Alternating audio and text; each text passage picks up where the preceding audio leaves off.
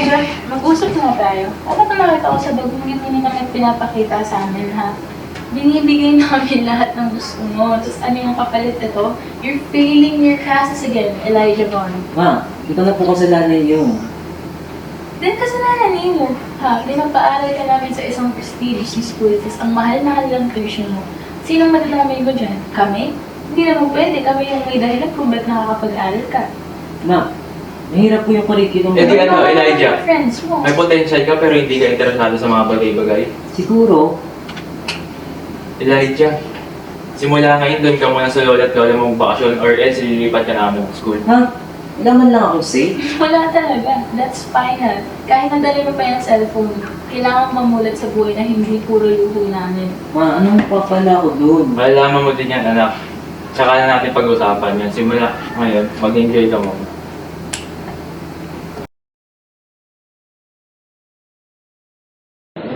Bakit ba kailangan ko pa pumunta doon? Hindi ko nga sila maintindihan last time eh. Ano ba kasi yung sinabi nila?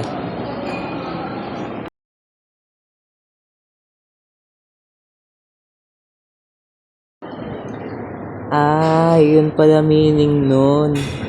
Parang papaaral ako nitong biglaan ah.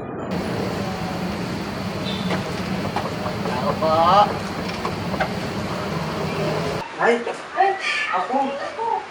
Ay, kaso na lang. Ulat ko. Upo ka na doon. Upo ka na doon. Hindi po. Mga po.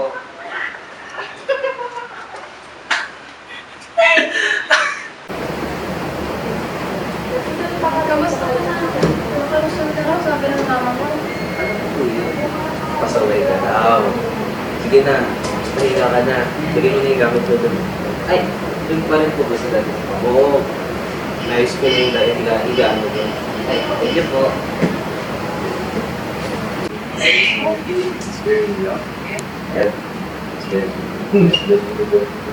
Oh, ano yun?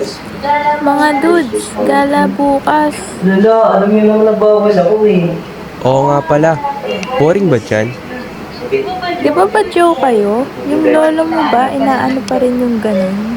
Hi. Hindi. Hindi naman. Hindi naman siguro yung mga nasa jeep yan, no? Ay, hindi.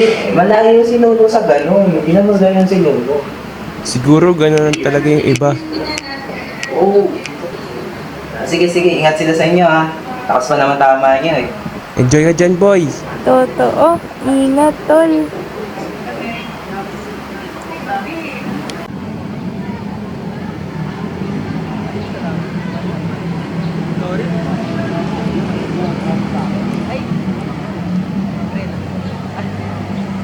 Uy, yung badyaw!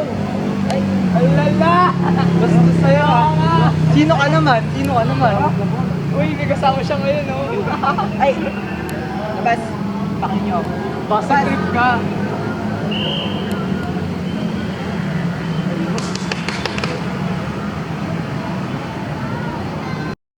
Noong bata pa ako, simple lamang ang aking buhay sa Mindanao. Pagdating ko rito sa Maynila, syempre hindi lahat ng tao ay sumasang-ayon sa mga aking nakasanayan. Manong! Manong! Ano ba pinapasa mo? Ano ba mapasa? Ano naman po? Ano naman po? Mapasa na po! Uy! Uy! Taka na mauwi ka na! Talaga itong bata to! Anong oras na? Ah, ganun po pala nangyari sa inyo dati. Lola, nasan po kayo? Nag-ibig sa sana. Ay, ito po Lola. Gusto ko lamang po malaman sa inyo kasi nagkwento po kanina sa akin si Lolo eh. Gusto ko lamang po malaman kung parehas po kayo ng pinag-aaral. Nag-swerte sa karoon. Hindi kami pareho ng pinag-aaral eh. Laki Maynila ako, siya laki Mindanao. Kaya patiently eh, para makapag-aaral ng ko. Nakakilala ng misis ng dati, nakikita ng USD at buwa. Ha? Diba ate? Diba magkaaway eh? Eh, marami paraan yung lolo mo eh. Talagang hindi siya kumigit hanggang nakapauwi na ako sa bahay. Wait lang.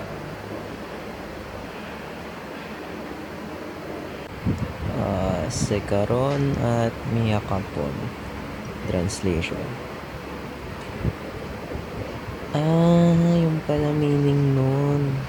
Hindi ka na pag-usapan mo. Nagkikwento ako kung close lang tayo nagsimula. Okay. Sama na ako na. Sige, ganito kasi yun.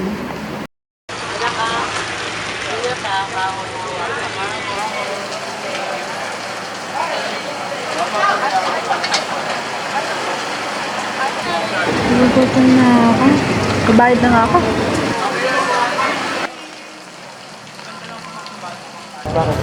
Uy, nasa yung wallet ko no?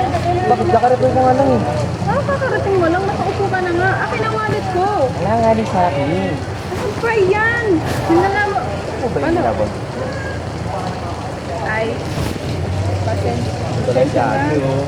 Nung mamanhid po ba kayo? Anong nagmamanhid? Ano, libre na lang kita? Ito na lang. Ano ako na lang? Kung libre ka ba, pwede pwede ikaw na lang. Di, Jollibee na lang. Ay, Doon kami nagsimula ng lolo mo. Kailan lang yun. kaya huwag mo i-underestimate yung mga badyaw, ha? Po. Di mo lang alam, iisip kita. Baka sakali lang maisip mo ako. Di mo lang alam, hanggang sa gabi inaasang makita kang muli. Nagtapos ang lahat sa di